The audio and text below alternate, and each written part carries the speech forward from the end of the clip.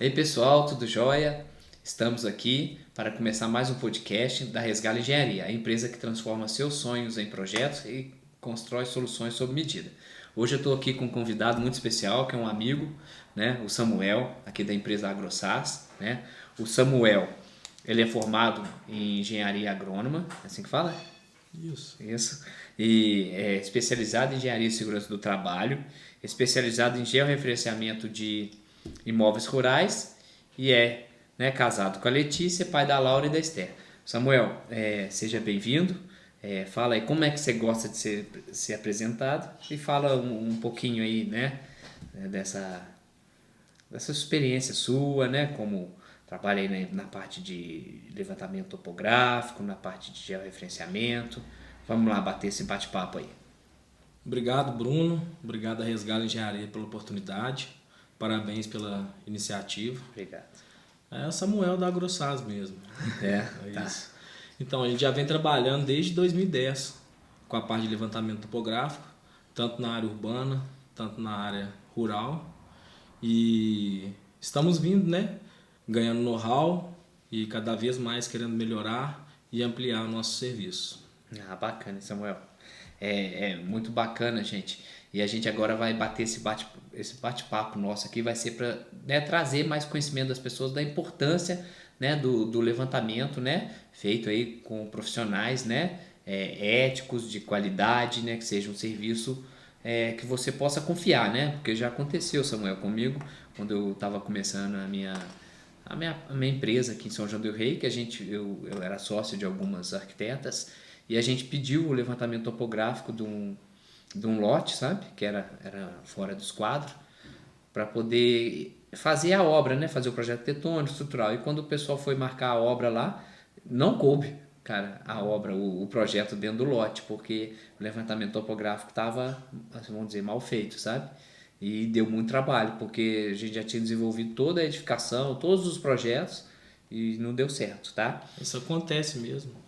Tanto isso, locação errada, o próprio levantamento ter problema. Então, a gente percebe que é um serviço de muita responsabilidade. Às vezes a gente é pouco valorizado, às vezes você passa o orçamento, a pessoa, é caro tal, mas não tem noção do trabalho que dá e da responsabilidade que é a parte de topografia. Principalmente aqui na cidade de São João del Rei, né? Que por enquanto a norma deixa ocupar 100% do lote, né? E quando, por exemplo, em outras cidades aí que já tem recuo obrigatório, a gente acaba invadindo o recuo e ainda tem um pouquinho de saída, né? Agora, quando é assim, que pode fazer e o pessoal quer ocupar 100% do lote, né? Que eu não sou muito a favor disso, mas a lei permite, então E é o gosto, né? O aí cliente pede, tem a que gente deixar a pessoa fazer. Cara, e me fala qual que é o momento que eu devo contratar o serviço de topografia? Então, a topografia ela é importante em diversos momentos, aí depende da demanda da pessoa. Então, às vezes ela comprou um lote, não sabe onde é que é o lote, a demarcação certa. Às vezes o loteamento que fez a venda, ou ele comprou de um terceiro, não tem a demarcação correta. Então, a partir daí já é importante ele saber a demarcação para ele poder estar fazendo a cerca e definir o seu lote. Então, nessa fase é importante. Ou então mesmo a pessoa está planejando construir, contratar a Resgala Engenharia para fazer um projeto, você vai precisar de um levantamento topográfico para instruir o seu projeto, para você saber o desnível que tem no terreno, para onde que ele cai, onde que tem a localização de um poste, de uma boca de lobo, tudo isso é importante para poder dar subsídio para o engenheiro civil, para o arquiteto poder estar trabalhando com segurança. Entendi. E é importante, né, pessoal? Eu já vi acontecer, tá? Né, nesse tempo aí que a gente já está quase 18 anos aí no mercado, de uma rua ela ser, né, caindo, descendo, e a pessoa fez a obra dele, a casa, dava mais de 1 metro de desnível. Então era uma rua sem saída, o cara tava fazendo um muro de arrimo na rua e tava aterrando a rua, ele estava adequando a rua à casa, né, ao projeto, e não o projeto que adequava a rua, cara. Assim, é estranho de contar, parece piada, mas acontece. Acontece. E também na parte de regularização do próprio imóvel. Muitas vezes o imóvel na documentação tem uma área inferior, que é o mais comum, ou às vezes superior, e quando a gente faz o levantamento físico, a gente atesta que a área é diferente. Então tem que fazer uma retificação de área, ou uma extremação, ou um processo de uso capião. Então tudo isso demanda a parte topográfica. Uma vez uma pessoa me falou que parece que o loteador pode ter uma diferença na área do lote até 5%, é verdade isso? Você sabe me falar? Isso não condiz muito não. Qualquer diferença que você tiver, tem algumas cidades que eles têm uma tolerância. Já tem isso em legislação. Aqui a gente não tem essa tolerância em São João del Rei. Se compra um lote de 250 metros, tem que ter os 250 metros. Sim, porque se você for com uma documentação diferente dessa área para o registro de imóveis, ele vai te solicitar uma retificação de área. Entendi. Então ele não trabalha com tolerância. Deveria ter uma tolerância, né? E o que eu vejo também acontece, né? Entre um loteamento e outro, né? Que geralmente os loteamentos são áreas grandes, glebas grandes, fazenda. Entre um e o outro dá uma diferença, né? Acontece muito, não encaixa um do outro certinho. Cara, e já vi clientes que tinham uma diferença que já eram divisas aqui de São João del Rei com Tiradentes. Rapaz, lá era mais de 1 metro de diferença. Isso é complicado porque até as bases de dados às vezes não são de tanta confiança, né? A gente não sabe qual equipamento foi utilizado, a data que fez, então não tem informação de precisão disso, então isso é realmente um pouco complicado. Principalmente esses loteamentos aí da década de 70, 80, né? Que não tinha o georreferenciamento. Então era só teodolito mesmo, né? Não tinha nem estação total. Até hoje, assim, até uma sugestão para a prefeitura, seria bom eles terem algumas exigências, até mesmo para poder amarrar isso, né? Com coordenadas, de ter alguns marcos, a prefeitura fornecer isso para poder amarrar esses... Não os para trás não tem mais jeito, né? Mas os para frente que forem ser lançados para ter... Para ter uma segurança, isso, né? para ter uma segurança. É bom para todas as partes, né? Para a prefeitura, para o proprietário, para o vendedor, para o loteador, né? Para o engenheiro, para o arquiteto, para o topógrafo, né? E me fala, cara, quais as vantagens de fazer o serviço topográfico, né? Você falou um pouco, mas tem mais vantagens que você vê claramente? A vantagem é a segurança, né? Ali é a realização de um sonho, né, por exemplo, da casa. Sim. Então, se você já começa com um serviço mal feito, ou sem mesmo o projeto topográfico, você vai estar dando um subsídio para o engenheiro que vai estar falho, ou para o arquiteto. Então, é de extrema importância. Entendi. Na parte de documentação, até se você for ver valor, né? Um imóvel regularizado, ele tem um valor superior do que não tem a documentação regularizada. Sim. Então é de extrema importância isso. Até um dos serviços que a gente presta aqui na Resgala Engenharia é regularização de documentação de imóvel, né? Como despachante de imóveis, né?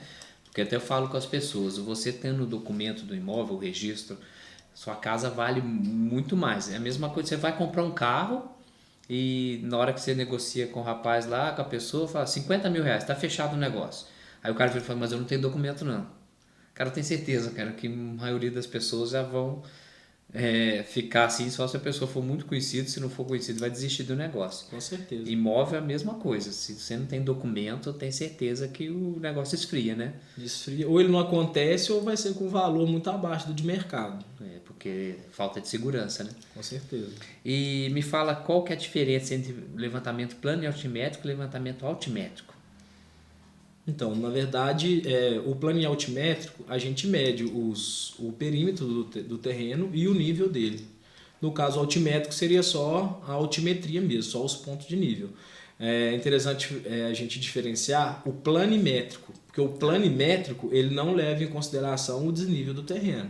Então, o planimétrico a gente mede só o perímetro, só o contorno do terreno. Entendi. E quando a gente faz o plano altimétrico, né, a gente pega os desníveis até mesmo para subsidiar o projeto arquitetônico, no caso, ou algum projeto de contenção, alguma coisa nesse sentido. Para ficar bem claro para as pessoas, né, o plano altimétrico levantaria o perímetro, né, e marcaria as curvas de nível, né? Perfeito.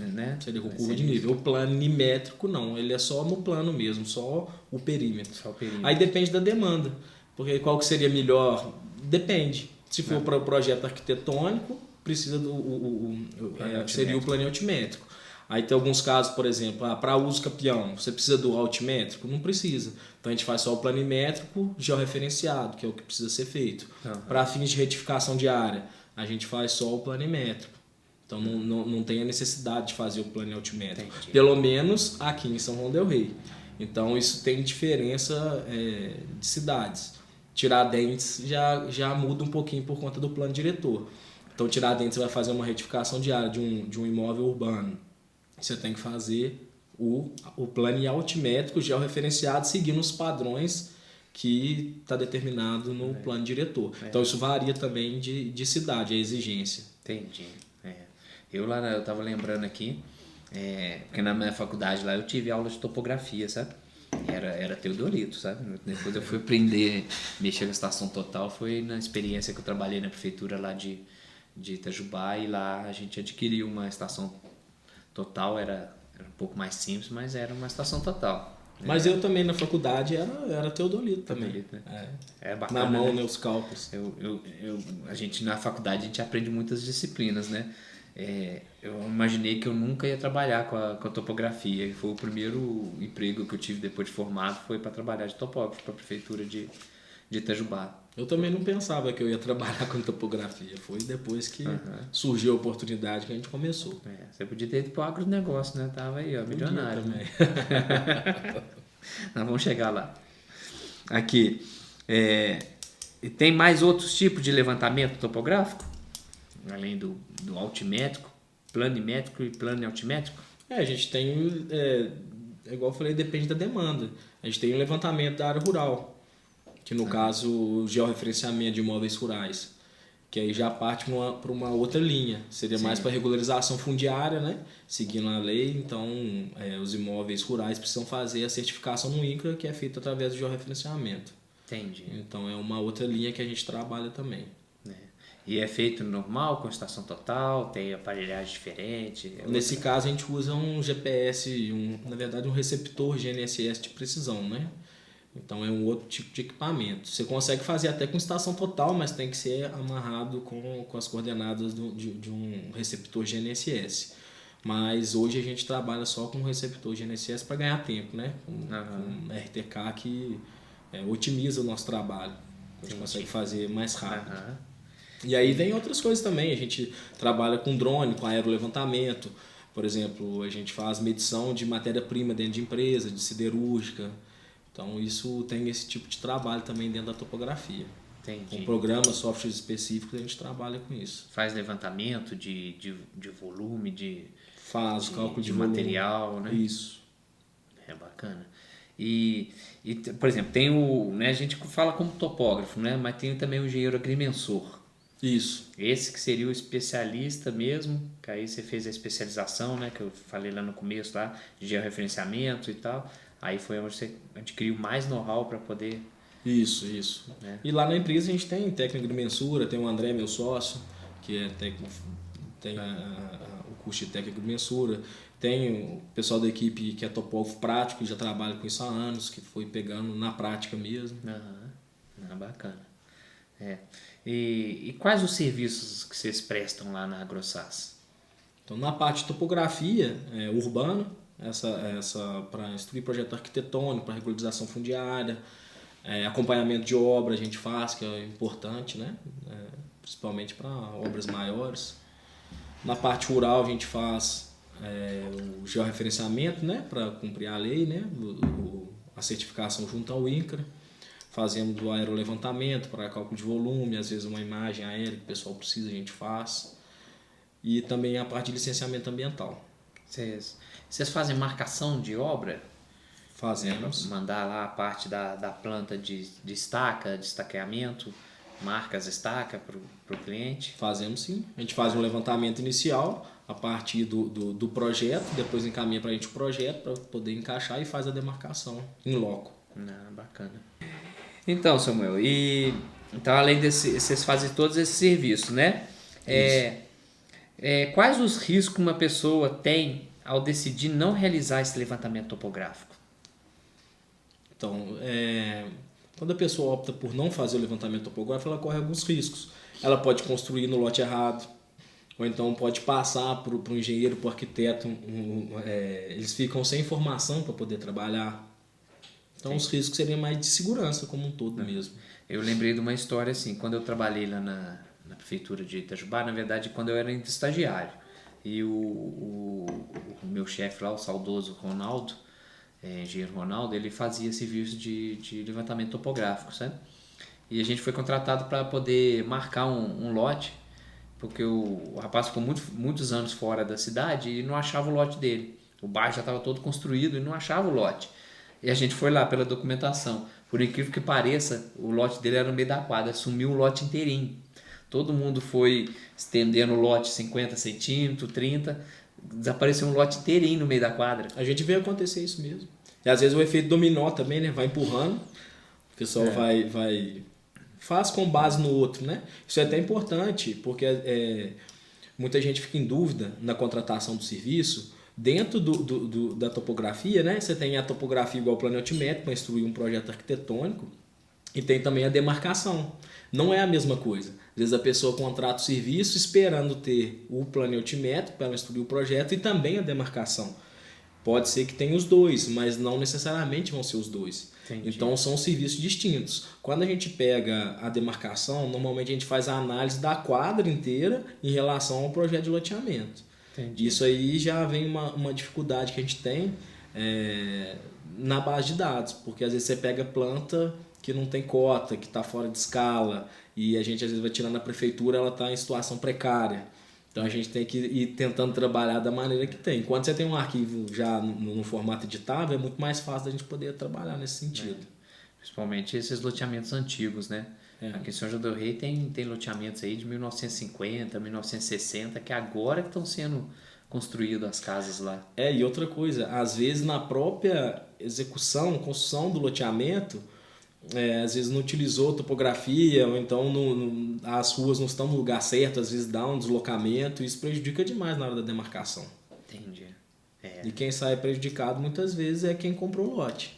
A gente tem casos, às vezes, de loteamentos aqui em São João que o cliente teve que perder uma parte do terreno dele, porque quando você ia fazer a locação dava dentro da rua. Entendi. Então ele ficou com área a menos. Entendi. Exatamente por problemas de projeto, a gente não sabe, né? Ou na própria topografia que foi utilizada na época. Entendi. E por que o serviço é importante para a sociedade? Eu acho que você já falou que seria essa parte de segurança, né? Eu acho que para todo mundo, né? Prefeitura. Com certeza. Até para a própria prefeitura, a parte de rua, será que está no lugar certo? Será que está com a largura certa? Será que ela está no... Aqui em São João del Rei tem loteamentos, tem rua que acabou a rua, as casas fechando a rua, né? Tem de tudo. Tem um ali próximo ali do centro ali que tem rua lá que a rua fechou, a rua ficou sem saída, porque as casas foram pro meio da rua. Dos dois lados. Aí você vê a importância. Principalmente antigamente. E sua empresa, como é que surgiu a AgroSaz? Me fala um pouco o nome dessa AgroSaz, eu desconfio mais ou menos o que mas...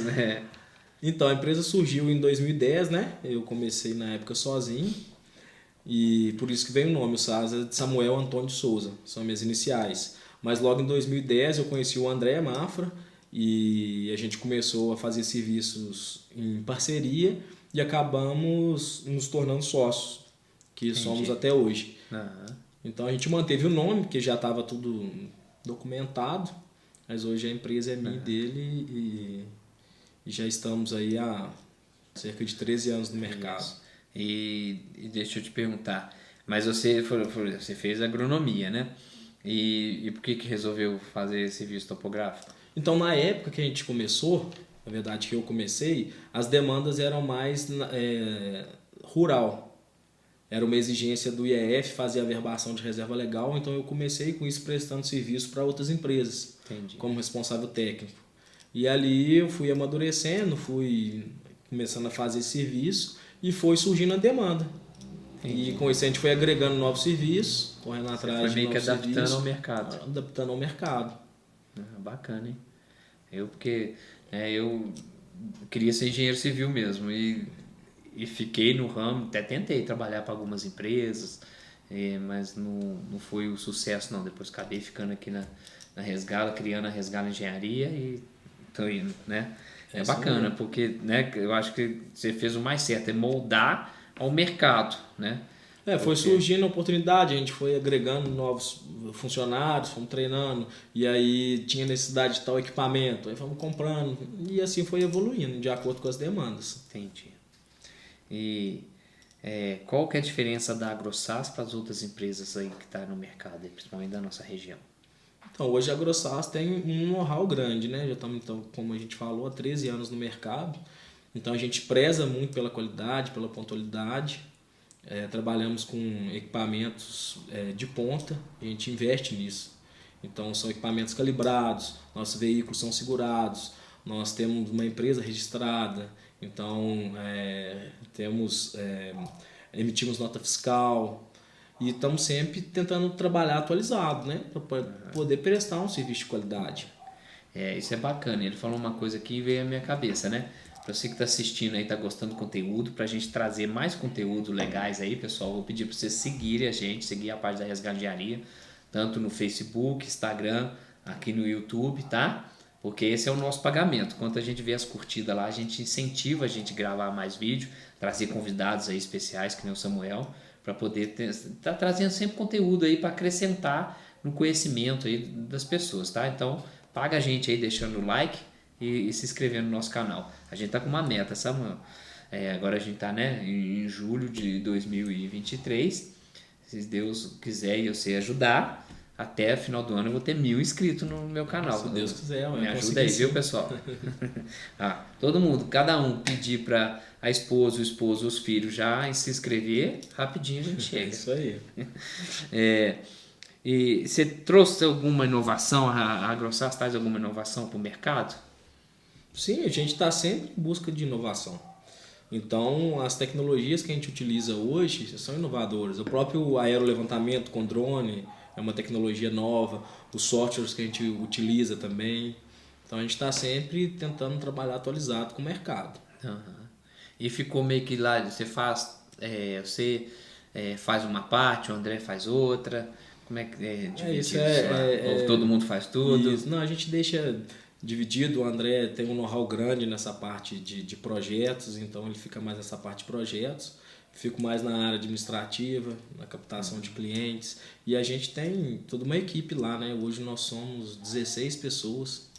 Bacana, hein? Trabalhando um time aí. Bacana. Temos um time legal.